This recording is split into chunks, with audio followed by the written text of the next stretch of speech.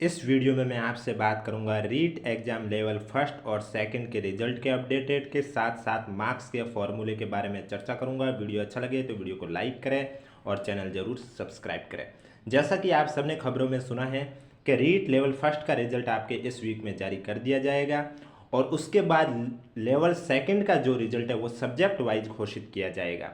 तो अभी मैं आपको बताता हूं, दोनों एग्जाम के रिजल्ट आपके अधीनस्थ बोर्ड द्वारा ही जारी किए जाएंगे। तो अधीनस्थ बोर्ड प्रत्येक एग्जाम में रिजल्ट जारी करने के बाद जो मार्क्स का फॉर्मूला रखता है वो एक सेम फॉर्मूला रखता है। वही फॉर्मूला आपके रीट में रहने वाला है। आपको किस तरह से ये फॉर्मूला देखना है उसके बारे में चर्चा करूंगा। वीडियो अच्छा लगे तो वीडियो को लाइक करें और चैनल जरूर सब्सक्राइब करें। तो सबसे पहले आपको बता दिया जाता है, जैसा कि आपको पता है रीट एग्जाम में आपके टोटल 150 क्वेश्चन थे।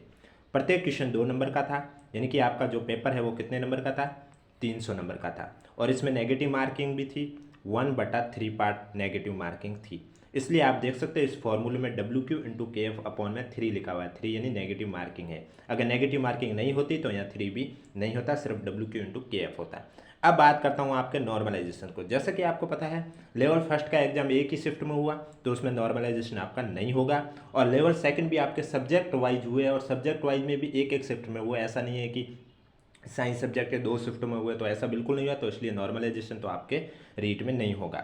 अब मार्क्स का फॉर्मूला आपको बताता हूं, किस तरह से जो आपके मार्क्स जारी किए जाएंगे उसमें कौन सा फॉर्मूला अपनाया गया उसके बारे में चर्चा करूंगा। कोई भी डाउट है तो कमेंट बॉक्स में जरूर पूछें। तो आप देख सकते हैं यहाँ स्पष्ट रूप से लिखा हुआ है कि सभी अभ्यर्थियों के प्राप्तांकों का आकलन बोर्ड द्वारा अनुमोदित निम्न सूत्र से किया जाता है। यानी कि अधीनस्थ बोर्ड जो भी एग्जाम करवाता है उनमें ये सेम फॉर्मूला रखता है। अगर उसमें नेगेटिव मार्किंग होती है तो, नेगेटिव मार्किंग नहीं होती है तो ये 3 कट जाता है, बाकी यही फॉर्मूला रहता है। तो फॉर्मूला है total marks of a candidate equal to sigma of RQ into K F minus WQ into K F upon 3। अब मैं आपको वैल्यू पुट करके भी समझाऊंगा। उससे पहले आपको बता देता हूं कि यहाँ RQ क्या है, KF क्या है और WQ क्या है। तो सबसे पहले सिग्मा की बात करते हैं। तो सिग्मा आपके हैं sum of marks in all section या सब्जेक्ट, यानी कि आपके जो भी 150 क्वेश्चन में जितने भी नंबर बन रहे वो सभी का जोड़ है आपका सिग्मा। उसके बाद आपका आता है RQ। RQ है आपका right question of a particular section या सब्जेक्ट। आपके 150 क्वेश्चन में से कितने राइट हुए हैं वो है आपके RQ। उसके बाद है WQ। WQ है wrong question of a particular section या सब्जेक्ट, यानी कि आपके 150 क्वेश्चन में से कितने गलत हुए वो आपको लिखना है WQ के स्थान पर।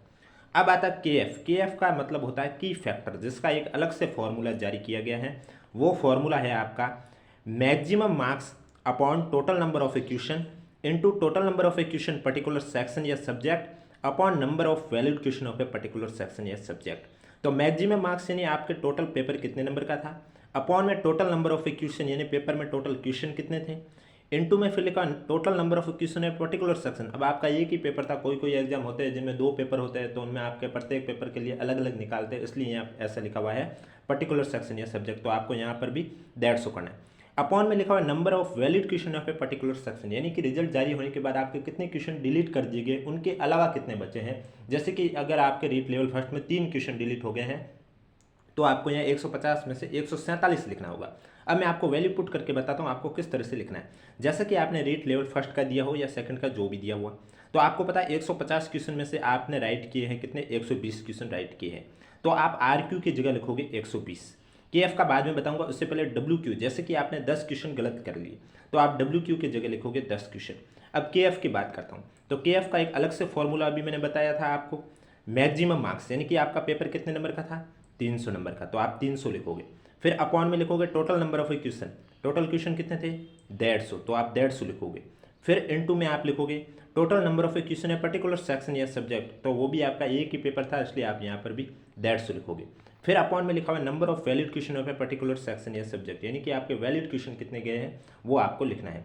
जैसे कि मैंने मान लिया कि सभी क्वेश्चन वैलिड थे, एक भी डिलीट नहीं हुआ, तो मैं यहाँ 150 ही लिखूंगा। अगर एक भी डिलीट होता तो 149 लिखता, 2 डिलीट होते 148 लिखता। तो अब मैं इसको जब सॉल्व करूंगा तो आप देख सकते हैं यहाँ वैल्यू आ रही है KF की कितनी, 2 आ रही है। तो ये मैं 2 वैल्यू पुट कहाँ करूंगा, यहाँ पर करूंगा। तो अभी मैंने राइट क्वेश्चन कितने बताए, 120, और इंटू KF की वैल्यू आई मेरी 2। फिर माइनस WQ मैंने कितना कहा, मेरे 10 रॉन्ग हो गए, या मैं मान लेता हूँ 15 रॉन्ग हो गए। और KF की वैल्यू कितनी आई मेरी, 2, और अपॉन में 3, तो 15 इंटू 2 कितने हुए, 30। 3 के पड़े में ये कट जाएगा 10 बार, तो ये आपका पूरा कटा कटा के कितना हुआ, 10 हुआ। और 120 इंटू 2 हुए 240।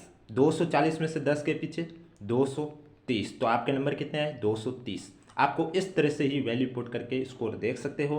हालांकि स्कोर कार्ड तो जारी कर दिया जाएगा, लेकिन आपको भी अपने तसल्ली के लिए स्कोर इस तरह से फॉर्मूले से देख सकते हो। वीडियो अच्छा लगे तो वीडियो को लाइक करें, चैनल जरूर सब्सक्राइब करें।